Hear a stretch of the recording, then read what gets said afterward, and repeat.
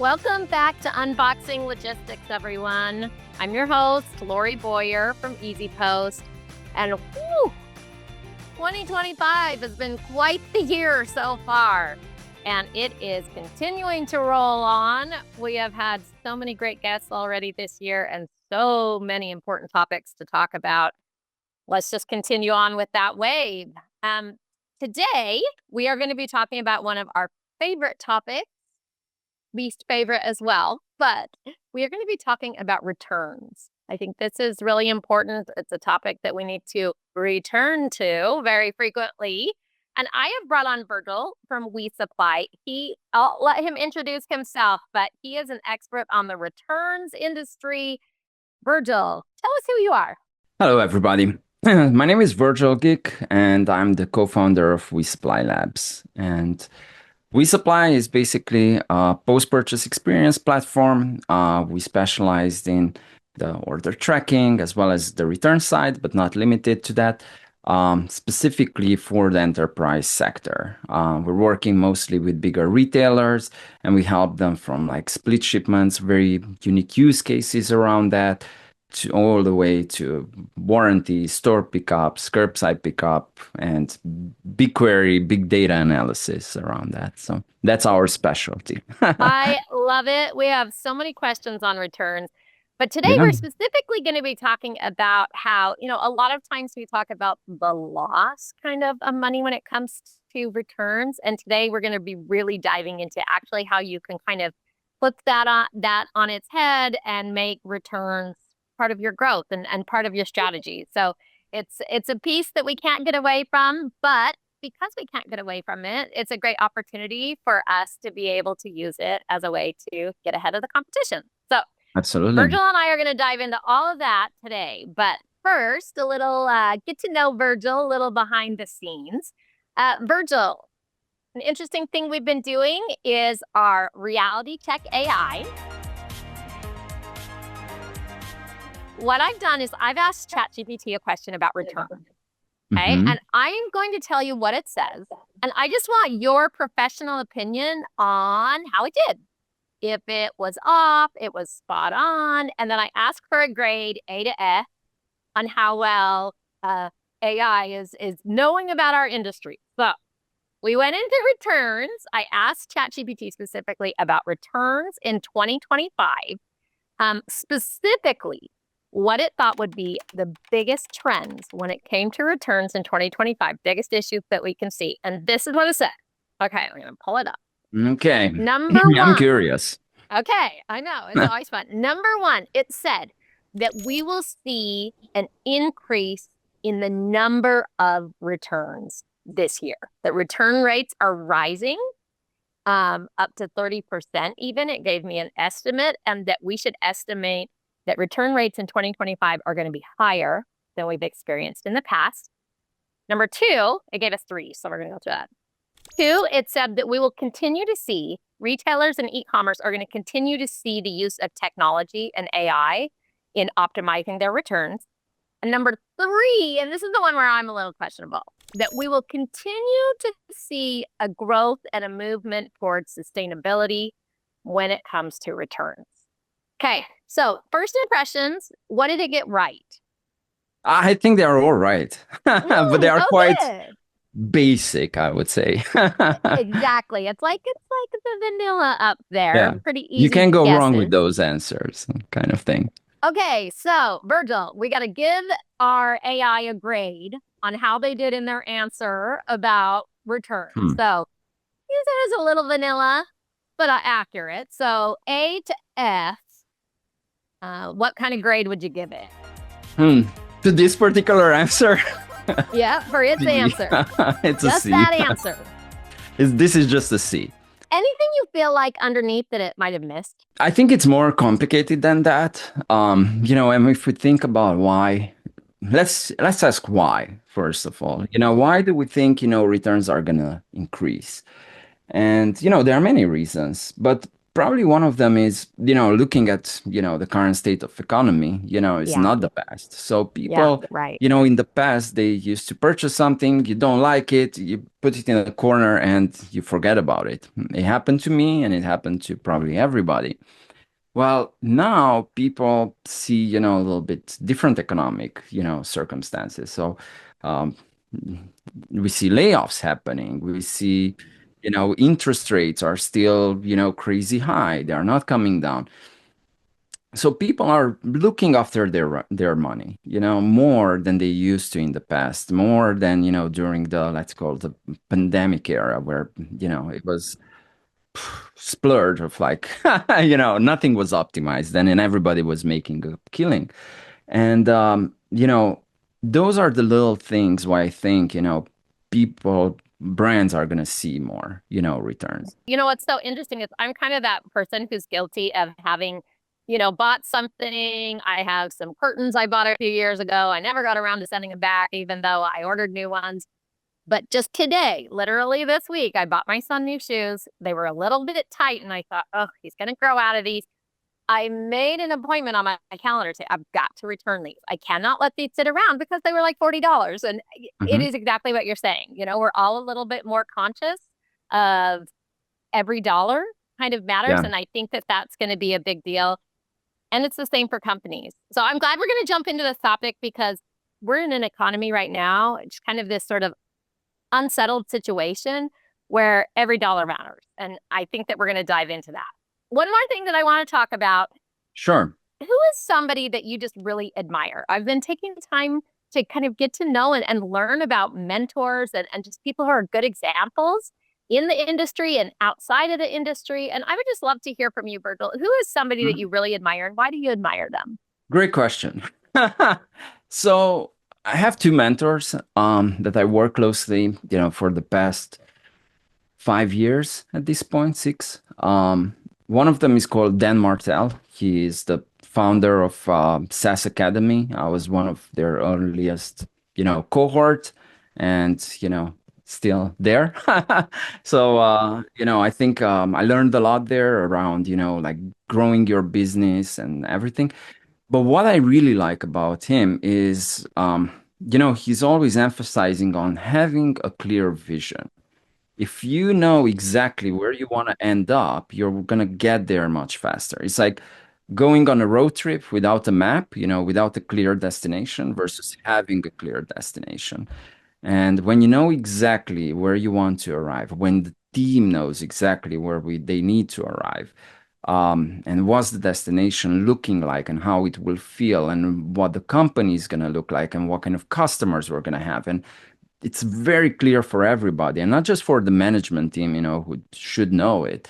And it's not about, like the big things in the lunchroom area, the mission statement. That's nonsense. When I talk about, like anybody in the company, like who are we? And they can answer it. And it matches, like what the founder's vision is, and that is communicated throughout. I think the brands, the companies, will get there much faster. And I really like that, that I learned from him and focusing on that, knowing exactly where we want to get, makes us get there much faster. I love that. That is a huge point for all of us out there. Everyone Mhm. who's listening and here in our unboxing logistics family, do you know what your end goal is? Don't get so tied down in the day to day. I think vision and visibility and understanding is a massive pain point for so many of us across the board when it comes to our businesses, when it comes to shipping, when it comes to everything.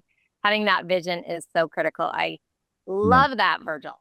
Yeah, Okay. I have another one too, Oh, yeah, let's hear because the I other had two one. mentors, in the past few years. And the other one was Tony Robbins. So we've been Mm. working, I'm part of like the Tony Robbins ecosystem, let's call it that way. For past like 3 years, I think at this point, 2, 3 years, something like that. And that's been really, really great. And what I really like there, what I learned from there, that was like life changing, let's call it that way, is, you know, overcoming the limiting beliefs that you have as, as a founder, as, a company. etc. And one of our thing was at the beginning when we started WeSupply was like, okay, let's make customer support, customer experience better. Because I used to work in retail, and after every weekend we had like 5,000 support messages like, hey, where's my order? I haven't received the product. Then customers were filing for, chargebacks. It's horrible. This was like whatever, like almost 10 years ago. And, that was the first mission, like make customer service, effortless. Um, that actually there's a book about it. It's called The Effortless Experience, which is, I think, like phenomenal. But then it changed a bit and it changed into how can we make shipping and returns profitable? Right. So that's like, it sounds like an oxymoron, like, okay, it cannot be profitable because it's a cost center, just like support is a cost center.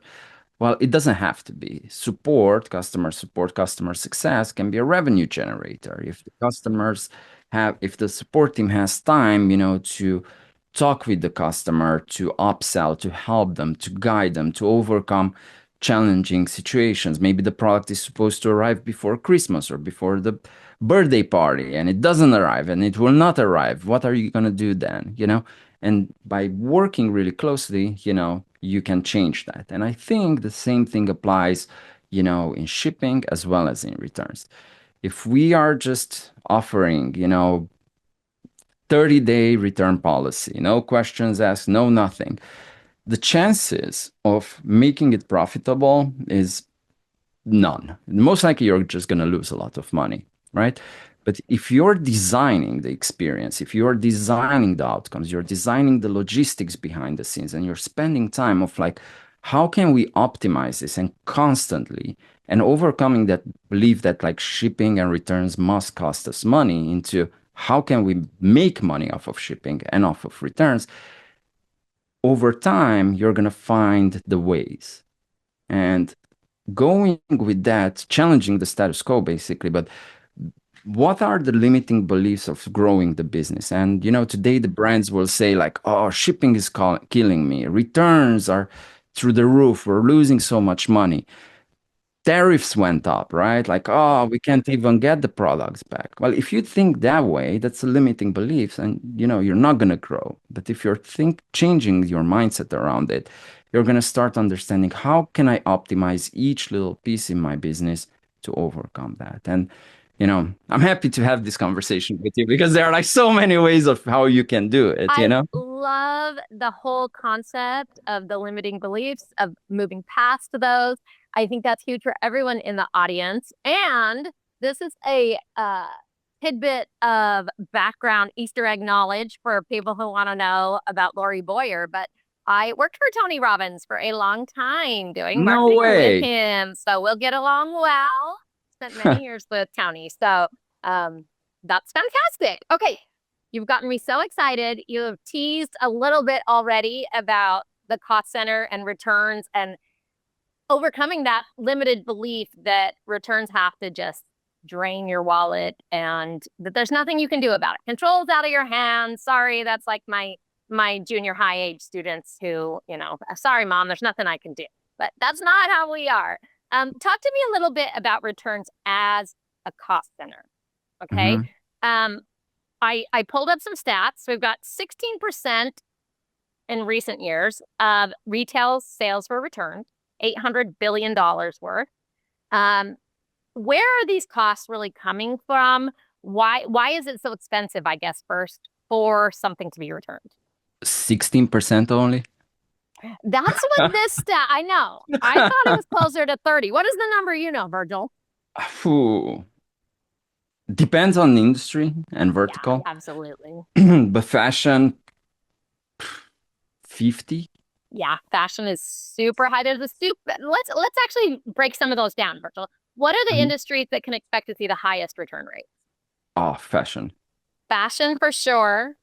Yeah. It doesn't fit. We know we have issues with people ordering, 17 different types and planning to return 16 of them. Fashion is a big one. Are there any others that are big on returns? Well, they are all pretty big these days, honestly. Unless it's like something, well, let's just stick to fashion because there, like there's the easiest way. Okay, like why customers are returning too big, too small. Okay, that's like more than 50%. I actually ran a report, looking at the customer yesterday, and it was like close to 60, just too big, too small. Okay, And so the but majority of the reason it was just didn't fit. yeah, it doesn't fit. But that doesn't tell you anything. Like it's just too big or too small. Like how is it big? Like if we're looking at the dress, is it too big? Like, do you mean too long? Is it too big as like too wide? Is it too big where? Around the top area, the hip area, or is it just too like on the bottom area? How is it big? So if we are just asking, the customer too big, too small, that's not actionable. Nobody knows what to do with that data. But if we dig a little bit deeper, right? And it's like the first question is like, okay, it doesn't fit. It's too big. Like, how is it big? And we can customize that, per product. Too big is different for jeans, is different for dresses, it's different for t-shirts, and it's different from man to woman, right? Okay, so the first mistake I'm hearing you say is that when people get a returns, they're not Mhm. asking enough questions about the why. So for clothing, it Correct. could be the sizing, where is it to, that kind of stuff. That's absolutely How is it big? fantastic. Great. Yeah. What else? And if you tie that data back, right? So now you understand that this is, too wide or too loose or whatever, and you tie that back to the SKU level data, right? So you understand that, this particular item acts like that, and you analyze it and you give it back to the merchandising team or the manufacturing team, they can do adjustments, right? And they can maybe say it on the website, okay, this model runs big or runs wide around that area, size it down, or you know, upsell it with, like a belt, around the waist area, so you style it differently. So not necessarily all the time, it's like, it's just too big, too small. Sizing is the biggest issue. It's 60%. There's nothing we can do.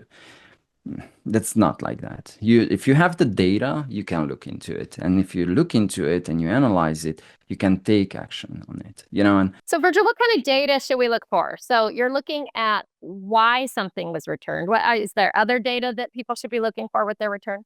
oh yeah. When do they return? Right. Okay. So, for Why does example, that matter?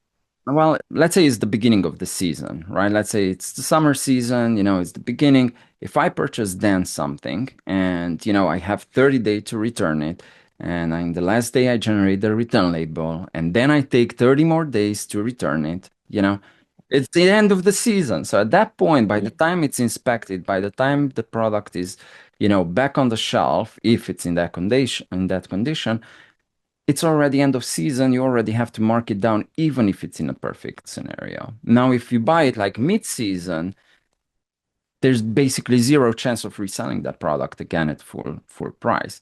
So optimizing for how long it takes the product to get back in stock, getting it back on the shelf, inspecting it fast, is another data point that you can use, to optimize returns. Okay, so let's talk a little bit about the solution for that. So let's say that you Mhm. pull your data and you find out that a large percentage of your returns are not really resellable because of timing. What are the kind of hints? What do you do to try to address that issue? To get the product back on shelf faster. Yeah, to either get the product back on shelf, to just, how do you avoid those costs? And we don't have to reinvent the wheel. There are like other bigger stores, but they have like 30-day return policy. But the first 15 days, 14 days, they give you full money, right? And after that, they give you store credit. So now they are just incentivizing you to return it faster. Okay, so incentivize fast returns. Love that. Love, Yeah. love, love that. And after you generate the label, 30 days to return it. Like for the other day, I was returning some shoes, and there was a check mark on the bottom. It says like, I confirm that I will return the product in the next 7 days. I was like, what is this? But it makes sense because they don't want that product to come back in September. They want it back as soon as possible. And even if the customers are not returning it in time, at least majority will see that and will take action, or it will be top of their mind. Sending them reminders like, hey, we see that you initiated the return, send it back. You have only 3 more days to send it back, or stuff like that. Do you have recommendations around how long? I know we said 30 days and then 30 days to rate. What are, I guess, kind of some benchmarks that uh, people struggle a little bit with their return policies? Do you have recommendations for that? Yeah, so 30 days is fine. But if it's just like simple 30 days and there's no strategy behind it, it's not fine. So for example, one of my favorite brands is REI, right? And they used to have like 1 year return policy, and I love that, But in their case, maybe it works, maybe it works from margin perspective or the type of products they have, So it depends. But the whole point is just have a return policy that's designed to that is optimized. It's not just like a default 30-day end of day we can't do anything. That will not work. So based on industry, there are many ways, and maybe you cannot optimize on that part, and it is what it is on that side. But there are many other ways where you can optimize. When you receive the product back, let's say I have this t-shirt and it's a brand new t-shirt and it still has the tag on it, right? But it fell on the ground, right? And on the ground I have, let's say, a dog or a cat, and now it has dog hair on it. So when it gets back at the warehouse, what do they do with it? They're gonna look at it, they're gonna say like, oh, this product has dog hair on it. If you don't have like a roller to clean it up, the product will not be put back in stock as new, right? It will be as defective. And in order to fix it, all it takes is, maybe with a roller to clean it up. If the tag is missing, maybe they can retag it. So those are the little things where you can optimize. And the cost of the merchandising is the highest as ever, Like the inventory that you already have in your warehouse is way more valuable than the inventory that's going to come in a month because of the current situation. It might be tariffs, it might be whatever it is. So what you have to look at how can you repurpose. I loved that. I just gonna pause because I loved how you said the inventory you have in your warehouse is more valuable than the inventory you're gonna have it in a month. And I Yeah. think sometimes we forget that and we forget about the importance. And so can we back up just a little bit? You'd mentioned earlier data that they should look at in the Mhm. in the warehouse or when it comes to the return in the warehouse. What other data should we be looking at there? Yeah. So first of all, I think understanding how much return cost, is a very basic stuff that's wrong most of the time. So when most of these reports are coming in, it's like 800 billion is what? The value of the products returned or the full cost? Because when we look at the full cost is the marketing cost to acquire that customer, is the labor cost to ship out the product, then the time, the opportunity cost, while it's lingering around, then it comes back, then it's the return cost, then it's the return processing cost, then there's the customer support cost. There are all these costs. So on $100 return, does it cost you $100? Probably not. It's cost you way more than that. And if the product comes back and it's, defective, it doesn't have a label on it, or it just has dog hair on it that can be cleaned up, and resold as brand new, because it is brand new. It was never worn. It just fell on the ground for a second. If we factor in all the costs, kind of like having a profit and loss, the P&L, in returns, then we really understand. And just by understanding the full cost will open up so many opportunities of optimization. I had to say it again. So, Virgil, another huge point there. If you have understanding and visibility of every cost point, and it sounds Mhm. like from what you're saying, each business may be slightly different on where they have, different cost points. But look at your own unique business. If you understand the costs in every spot, then you should be looking at each one of those spots to optimize. Is that right? That's correct. Yeah. Oh, yeah, that's Time it takes, brilliant. yeah. And the Okay, so opportunity, you know? yeah.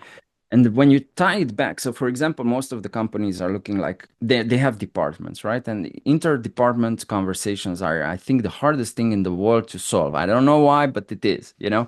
And everywhere I worked, it is like the hardest thing. So you have the marketing team that's acquiring customers, right? And then you have the warehousing team, right? That's processing the returns.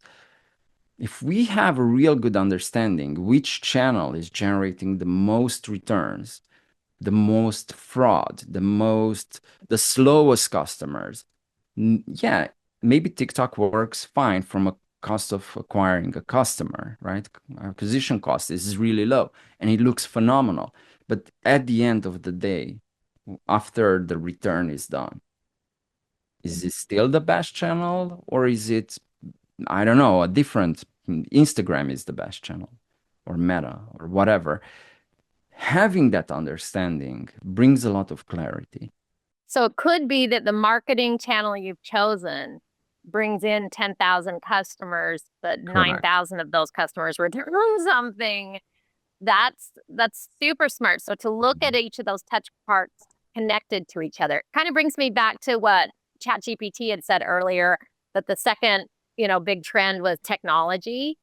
Obviously, it sounds like technology is key to being able to have this visibility for Yeah. everything. Yeah. Mhm. Yeah, and digging deep, because it's a different thing, like which region, is not aligning with the product, maybe some people from a specific area of the country, are more prone to return those products because this just doesn't fit the climate, in that area. Having that understanding is important. So look at everything. It could be look at the region that I guess what you're doing is as you're looking at the data, you're looking for red Mhm. flags. Like, oh, Yeah, in marketing, this source is getting a lot of returns. Geographically, this area brings a lot of returns. These specific products are being returned frequently. And then everything from in the warehouse, we're having slow turnover of certain products or whatever it is so that you yeah, can then hone in on each of those areas. Can we absolutely. flip it a little bit, Virgil, and talk about the making it actually kind of profitable for you? This is the part Mhm. that's a little crazy.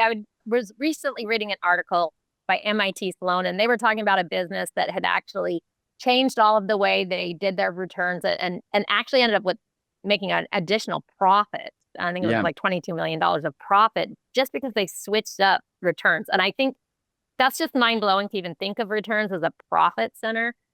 What does that really mean for you?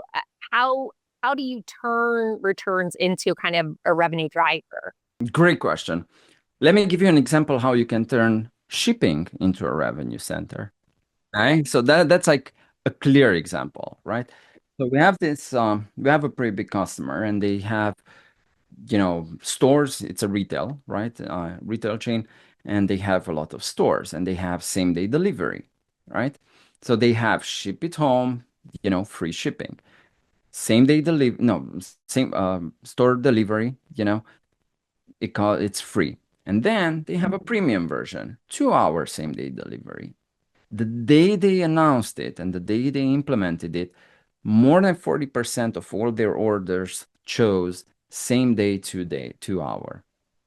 Instead of losing money, free shipping, because when you have like long time, you have a lot of cost there. You have customer support cost, customers are unhappy, where's my order, when do I get it? Then you might have damaged items, you have packaging, all kind of stuff. When it's fast, you're eliminating a chunk of those, right? So now the customers are paying premium, like 11, $12, for same day delivery, super fast. They get it faster. Customer support drops. There's no need for packaging for big boxes because you're just delivering from a store, to the customer's location and you're optimizing. Now, not everybody has retail locations, but that's just one little example of like same day delivery costs us so much money. Yes, but if you're playing around with it, and you offer a premium service instead of paying, for free shipping, you're making money. And they are actually making $2, $3 per each shipment. Yeah, and I love that because I love how you mentioned the customer support and the Mhm. customer service because again, it's keeping an eye on all the costs all of it. and not just thinking about, oh, this was the shipping cost, but the customer support costs went down as well. And I would have to think returns have the potential for really boosting that kind of Mhm. customer lifetime value. That process, if it's bad for me, I don't really want to shop with people again. So how does that Exactly. play into it? Yeah, so there you have a customer, they purchase something and now they want to return it. The easiest thing is, like, yeah, here's the money. But oftentimes the customer doesn't want the money back. They just want, a different size, or they want, a different product. Maybe this product is a little bit, just doesn't fit. They need more features, or they need, this is an overkill. Like the other day I purchased something around the house and the product was phenomenal. It was just this big and I needed a product that was this big because it doesn't fit. So it's not because I didn't like the product, it was just too big. So I purchased a smaller version. And guess what? The smaller version, of course, it's more expensive because it's more, high end, like it's like the Turbo Mini, whatever. And that one was more expensive. So now, yes, I tried out, I did an exchange. So I did not give, the company did not give me the money back to go and shop somewhere else. They converted me from the one product to a more expensive one. And when we think about exchanges, it's like you have multiple exchanges. You have even exchanges, $100 for $100. That's great. You're not losing the customer. Then you have $100 for $120, right? Then you're making $20. And you can incentivize this. You can give additional like 10% or additional $10 to do an exchange or convert it into a store credit. And one of my favorite is you have $100 item that you're exchanging for an $80 product item. $20, yes, you can offer it as a refund, right? But you can also offer, maybe $25 as store credit. And store credit is a new incentive to come back and purchase again, right? Those are like little things. But $25 is quite significant, like you can actually purchase something with that money, you know? And now you're incentivizing the customer to take store credit over cash. So they're coming for a store credit, and then it's less than, you pay for marketing. Yeah, I had a friend who was considering doing something else. Tell me what you think Mhm. about this with their returns policy. He was thinking about when somebody exchanges, then offering, like, hey, as part of your trouble, you could have 20% off of any additional purchases. So just kind of that encouraging them to buy more, but also seeming like, oh, so sorry for your inconvenience. Um, but in an effort just to boost more sales. And it really does. It seems like there's a lot of creative ways that you could Oh, yeah. encourage more during this process. Yeah, especially if you have physical locations. So most of the brands we work with, they are retailers, right? Like they have web presence, but also stores. And if you're returning something to the store, if you're returning something, you want to incentivize return it to store. Okay. That's like work, being in Vegas, right? You don't walk into a casino and not spend your money. It's impossible. So that's basically how it happens. You incentivize people, or like invite them, and sometimes you don't have to give them more money back. It's just faster return, faster cash back, effortless experience, etc. And how can you create that environment? Well, very simple. They come to the store. The moment they walk into the store, they're not gonna walk out with more money. It's not a So true. fact, but it's true. Like there's data that proves it. That as soon as you walk into the store and you get like $100 back, you're gonna look around. You're most likely gonna find something. And taking that even further, how do you make that again cheaper? If you ship it back, it costs you money as a brand. $10. $20. The return cost. But if you have stores, you can have curbside returns. You can, and everybody's busy these days, right? You're picking up the kids from school. They're in the back. You just stop by the store. You open the trunk. You check in. You click the button. They are coming out. They know they have to exchange this product for that, and it's effortless.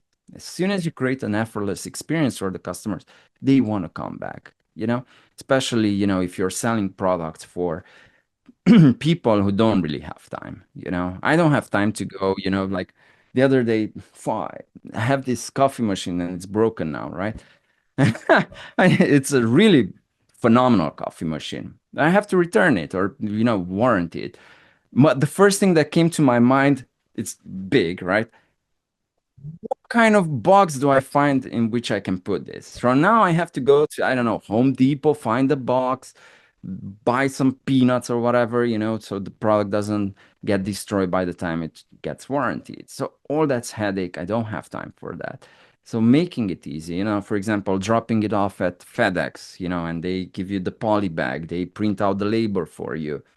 It's just easy, and no, it's not just through FedEx. You can do it, I think, at Kohl's, at Walgreens. There are like so many I had to say, so Virgil, easy. my daughter, she always returns her Amazon packages to Mm. Kohl's. You have the thing where you can Yeah. return to Kohl's.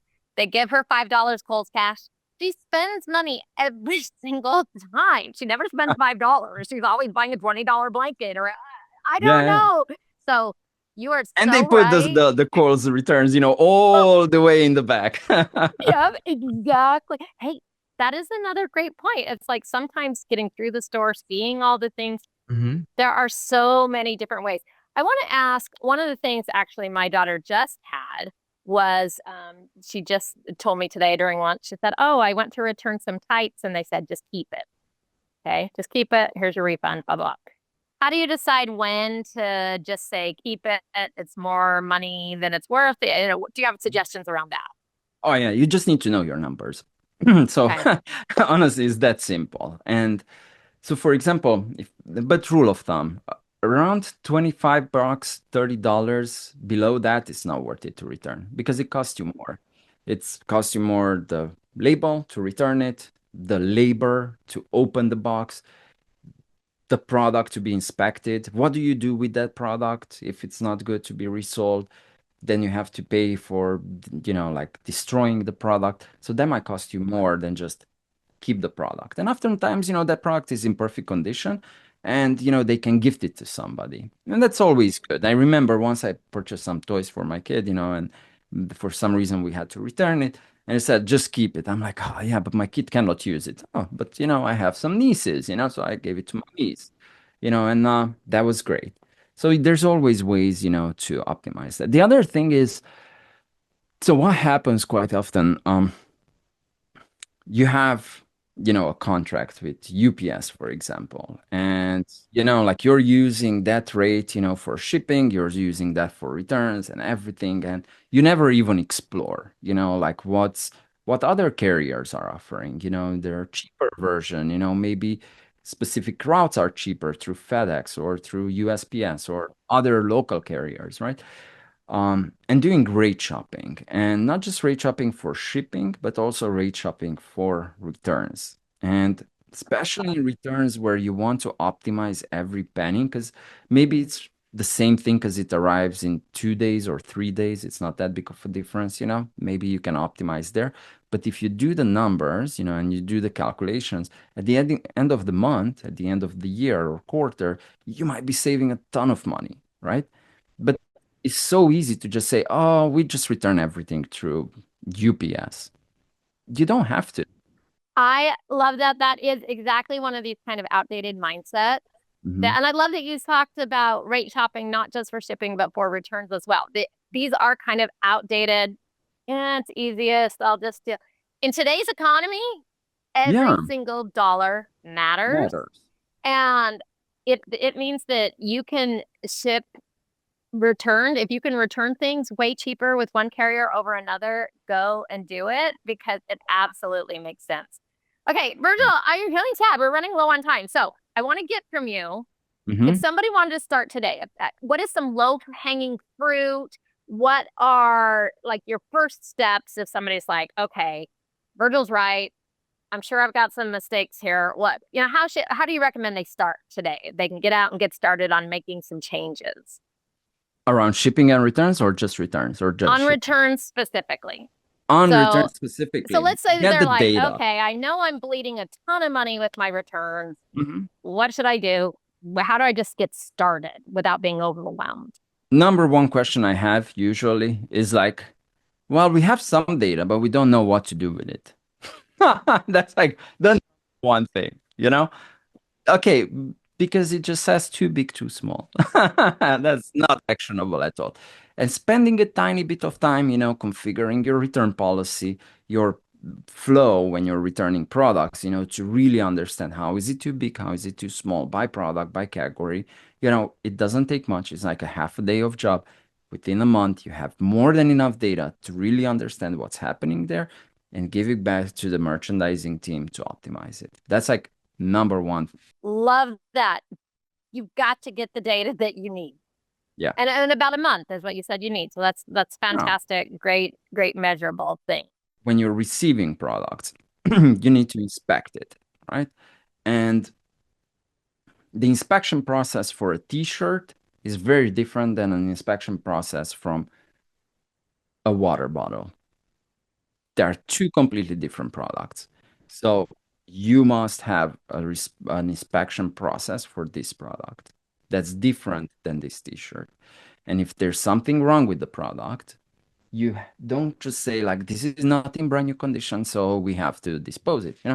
You have to ask yourself, what can I do with this product? How can I save this product?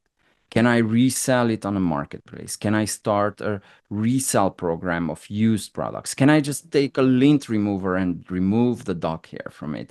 Can I give, like label, to put the labels back on the product? That's easy stuff. If this product's box is damaged, do I have replacement boxes? But oftentimes, in the past at least, and I know some companies who did not took the time to even open the box because it cost them too much to open the box and they were just trashing everything. Well, they are not doing that anymore, that's for sure. Now they are opening every box, they're inspecting every product, and if it's a little bit scratched, they are reselling it as scratched. But doing that is so easy. Like you can do it tomorrow. You don't need new technology, you don't need anything. You just need an SOP and you need to have the willingness to do it. And if you're working with the 3PL, because they are doing the returns, provide them a software or ask them like, hey, can you fix my products? If the box is damaged, let's put it in a brown box, and still resell it at like 20% discount as open box or, damaged box or whatever you want to call it. But don't just discard it.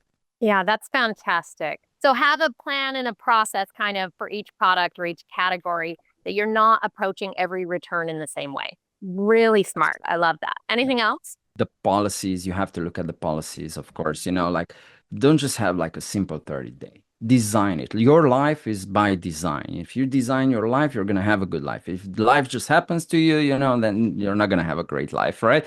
But if you design your life, you're gonna have a great life. So if you design your return policy, with you put some neurons in there, then you're gonna have, like a profitable, or even if it's not profitable, but you're going to decrease the cost significantly. Shop around for, easier, cheaper ways of returning products, like have, rate shopping. It doesn't matter. It's coming back at that point. But the most important, look at how can you decrease the return rate. And oftentimes it's like the answer is so simple. You might have a super talented graphic, like photo processor who just wants to make the red to pop a little bit more. But that red is not the red that when you receive it.